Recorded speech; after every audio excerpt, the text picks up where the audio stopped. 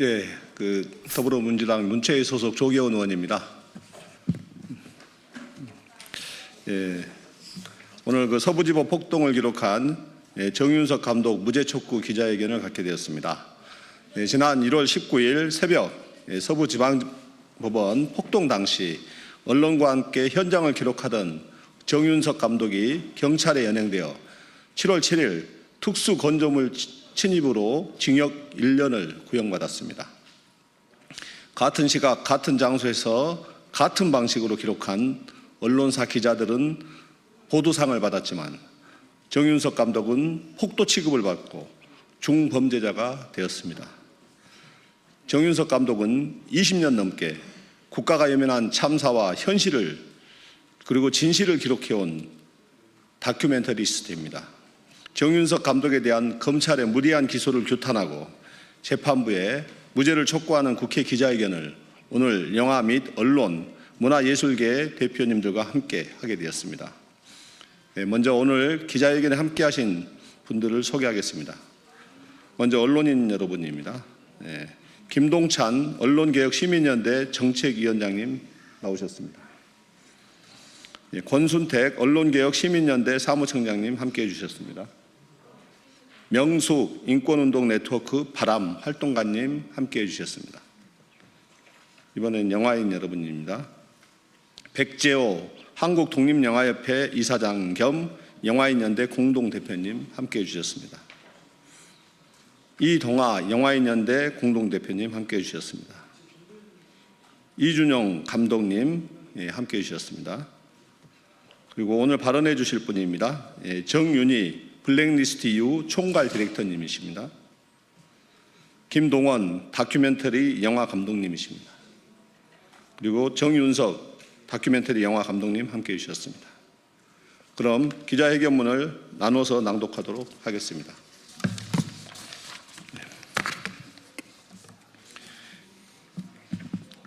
예술가의 기록은 범죄가 아닙니다. 검찰의 무리한 기소, 규탄 및 정윤석 감독 무죄 촉구 기자회견문. 존경하는 국민 여러분, 언론인 여러분, 국회 문화체육관광위원회 더불어민주당 국회의원 조계원입니다. 오늘 저는 검찰의 부당한 기소와 법 집행의 문제를 알리고 한 예술가의 삶을 위협하는 현실을 고발하고 사법부의 정의로운 판결을 촉구하기 위해 이 자리에 섰습니다. 지난 20년간 우리 사회의 아픈 순간들을 카메라에 담아온 다큐멘터리 감독이 있습니다. 그는 2025년 1월 19일 서부지법 사태라는 역사적 현장을 기록하였고 그의 촬영 자료는 JTBC, 시내 21 등 주요 언론을 통해 우리 사회가 서부지법 폭동의 진실을 이해하는 데 크게 기여하였습니다. 12.3 계엄 사태는 민주주의를 훼손한 국가적 비극이었고 이어진 서부지법 사태는 법치주의를 무너뜨린 또 다른 재난이었습니다. 그러나 사건을 기록한 언론사 기자는 보도상을 받았지만 예술가 정윤석 감독은 범죄자로 내몰렸습니다. 그는 예술가 신분을 분명히 밝혔음에도 불구하고 80시간 동안 구금되었고 단 한 번의 소환 조사조차 없이 공동정범이라는 억울한 혐의를 뒤집어 쓴 채 재판에 넘겨졌습니다. 정윤석 감독은 이미 블랙리스트에 올라 국가의 부당한 폭력을 경험한 바 있습니다. 이번 사건은 단순한 법 집행이 아닙니다. 이는 검찰권을 남용한 표적 수사이자 보복성 기소이며 국가기관의 예술가를 겨냥한 폭력입니다. 이에 저는 이 자리에서 다음과 같이 강력히 촉구합니다. 첫째, 사법부는 정윤석 감독에게 무죄를 선고해야 합니다. 역사를 기록하는 행위는 결코 범죄가 될 수 없습니다. 검찰의 무리한 주장을 바로잡고 헌법이 보장하는 예술의 자유와 표현의 자유를 지키는 역사적인 판결을 내려주십시오. 예술인 권리보장법에 따라 정윤석 감독에게 무죄를 선고하는 것은 대한민국 사법부의 상식과 정의를 바로 세우는 유일한 길입니다. 둘째, 언론과 국민 여러분께 진실의 편에 서주시길 간곡히 부탁드립니다. 박찬욱 감독을 비롯한 1만 5천여 명의 예술인과 220여 개 시민단체가 이 사건의 부당함을 외치고 있습니다. 이 목소리에 귀 기울여 주시고 한 예술가의 양심과 표현의 자유가 짓밟히지 않도록 힘을 모아 주십시오. 검찰의 칼날이 예술가의 양심을 겨누고 역사의 기록을 범죄로 둔갑시키려 하고 있습니다. 정윤석 감독이 차가운 법정 대신 우리 사회의 진실을 담는 카메라 앞으로 다시 돌아올 수 있도록 국민 여러분의 지지와 연대를 간절히 호소합니다. 네, 오늘 기자회견 낭독에 앞서서 먼저 헌법기관이신 조계현 국회의원님과 같이 기자회견 할 수 있어서 또 여기 국회에서 기자회견 할 수 있어서 큰 영광이라는 말씀 드립니다. 짧게 지금 읽을 글은 제가 법정에서 읽었던 최후 진술문의 일부를 읽겠습니다. 존경하는 재판장님, 저는 처음 법정에 섰던 그날의 침묵을 아직도 기억합니다. 그 법정의 고요하며 아름다웠던 순간으로 기억합니다. 최후 진술을 준비하며 수많은 판례와 판결문을 읽었습니다. 그 속에서 저는 단지 법의 언어가 아닌 재판관 한 분 한 분의 철학과 신념, 그리고 인간에 대한 따뜻한 시선을 느꼈습니다. 지난 수개월 동안 재판부의 깊은 배려와 공정한 기회를 통해 저는 예술가로서 다시 질문하고 사유하며 또 성장할 수 있었습니다. 언제나 법은 절차적 정당성 위에 세워지며 우리가 그 과정을 존중할 때 공동체의 양심이 될 수 있음을 배웠습니다. 대한민국 헌법은 문화국가를 실현하기 위해서 양심과 사상의 자유, 종교의 자유, 언론 출판의 자유, 학문과 예술의 자유 등을 규정하고 있습니다. 이들은 문화국가의 원리에 불가결한 조건이라 할 수 있습니다. 특히 언론의 자유 그리고 예술의 자유는 민주주의의 핵심 가치입니다. 민주주의 사회에서 예술가는 권력을 감시하고 진실을 말하며 기록하는 역사의 파수꾼입니다. 예술가에게 표현은 단순한 자유의 문제가 아닙니다. 그것은 인간으로서의 존엄과 권리를 담보하는 인권의 문제이며 대한민국 헌법이 보장하는 기본권입니다. 그 신념과 실천이야말로 저를 예술가의 삶으로 이끈 원동력이며 국가적 위기의 순간에 다시금 카메라를 들게 한 이유였습니다. 하지만 국가는 예술가의 양심을 블랙리스트로 만들고 또다시 피고인한 이름으로 다시 이 법정에 세웠습니다. 예술인 권리보장법 제3조는 예술인의 지위와 권리에 대해 다음과 같이 규정합니다. 예술 표현의 자유는 다양하고 창조적인 예술 활동의 조건이자 민주주의의 근간으로서 보호되어야 한다. 예술인 권리보장법 제4조는 예술인의 사회적 역할을 다음과 같이 규정합니다. 예술인은 다양한 문화 정체성을 발현하여 우리 사회 전반을 풍요롭게 한다. 예술인 권리보장법 제6조는 다음과 같이 규정합니다. 예술인의 지위와 권리와 관한 이 법이 다른 법률보다 우선 적용된다. 이에 피고인 정윤석 사건번호 2025 고함 60은 예술가의 표현과 사상을 형사처벌하려는 검찰의 시도를 단호히 거부하며 다음과 같이 최후 진술합니다. 예술가는 무죄를 주장하지 않습니다. 검찰이 유죄를 주장할 뿐입니다. 이 사실을 마지막 문장으로 남기며 피고인으로서 소임을 마무리하자 합니다. 깊고 현명한 판단을 간곡히 부탁드립니다. 감사합니다. 안녕하십니까. 블랙리스트 문제, 예술 표현의 자유 문제, 그리고 예술인의 권리 침해 대응을 하고 있는 블랙리스트 EU에서 활동하고 있는 정윤희 작가입니다. 사법부는 정윤석 감독에게 1년을 구형했습니다. 시대적 위기를 끈질기게 기록하고 사태의 심각성을 알리려는 창작행위가 어찌 극우 폭도들과 같단 말입니까?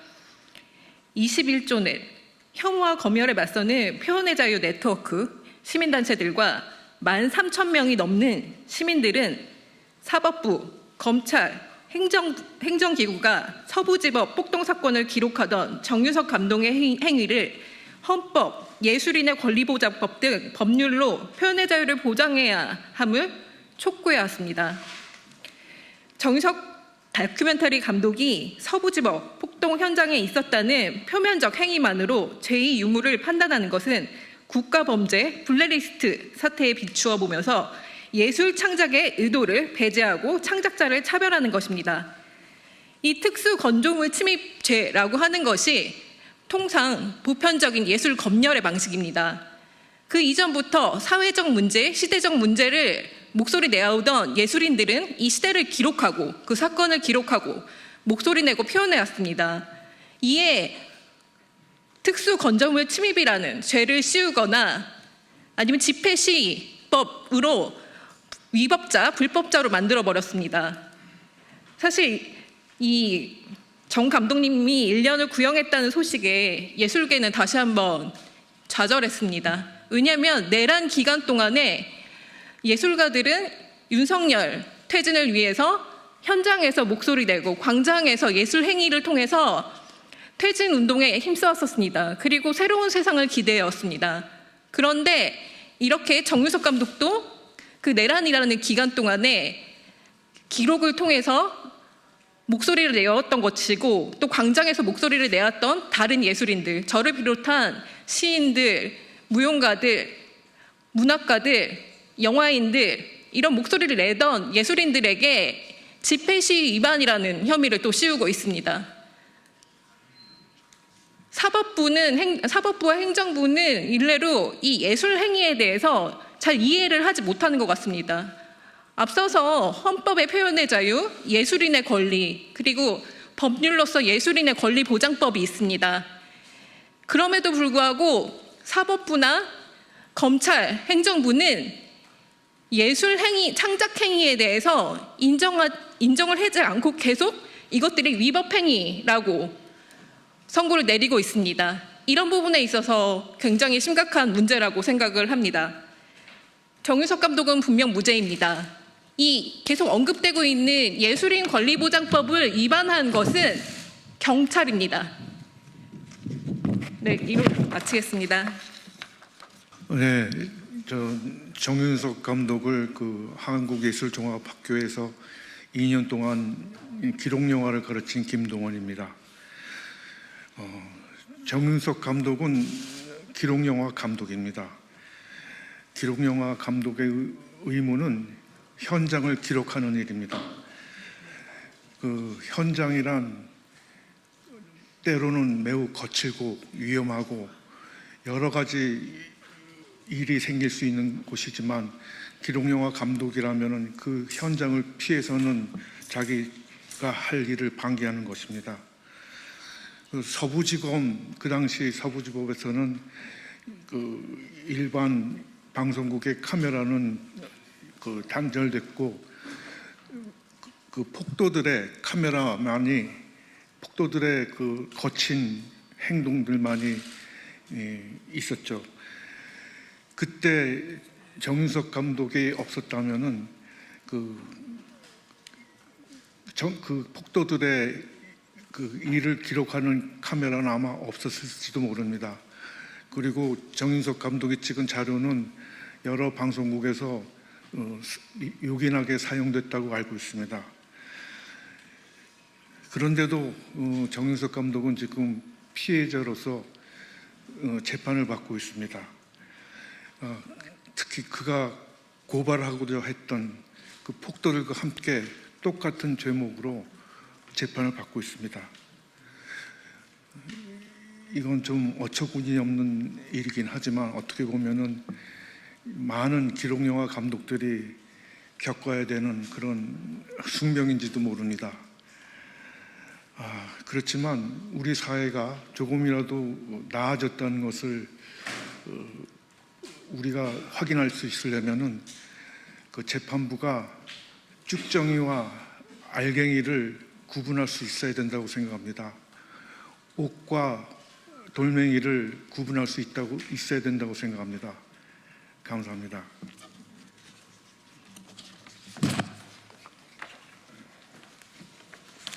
예, 우리 기자 여러분들의 많은 관심과 기사 보도를 좀 부탁드리겠습니다. 이상으로 기자회견을 마치겠습니다. 감사합니다.